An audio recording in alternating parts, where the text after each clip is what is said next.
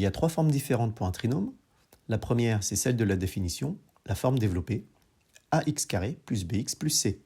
Ensuite, toute fonction polynôme du second degré peut aussi s'écrire sous la forme suivante, a facteur de x moins alpha, le tout au carré, plus bêta. Cette forme-là, on l'appelle la forme canonique. Alpha et bêta sont deux nombres réels. Alpha s'obtient à l'aide des coefficients du trinôme avec la formule alpha égale moins b sur 2a. Quant à bêta, c'est l'image par la fonction f de alpha, autrement dit, bêta est égal à f de alpha. Il existe une troisième forme lorsque le discriminant du trinôme est positif ou nul.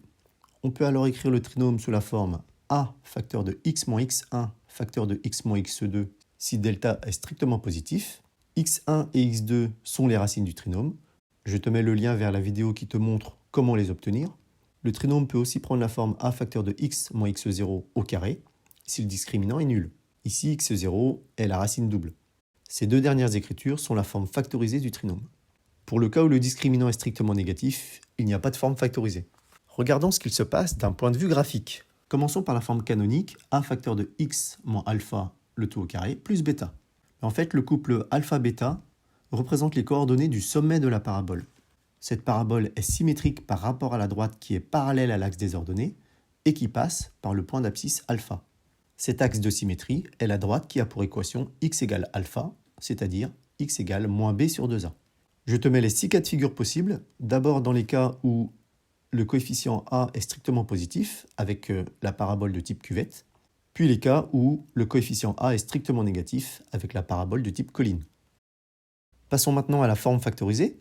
Si le discriminant est strictement positif, le trinôme s'écrit a facteur de x moins x1 facteur de x moins x2. Lorsque le discriminant delta est nul, le trinôme s'écrit a facteur de x moins x0 le tout au carré. Si le discriminant est strictement positif, la parabole coupe l'axe des abscisses en x1 et x2. Alors pour plus de commodité, on va supposer que la racine x1 est inférieure à la racine x2. Sinon, il suffit de les inverser. Lorsque le discriminant delta est nul, la parabole coupe l'axe des abscisses en une seule valeur, x0. Et enfin, si le discriminant est strictement négatif, le trinôme ne se factorise pas et la parabole ne coupe pas l'axe des abscisses.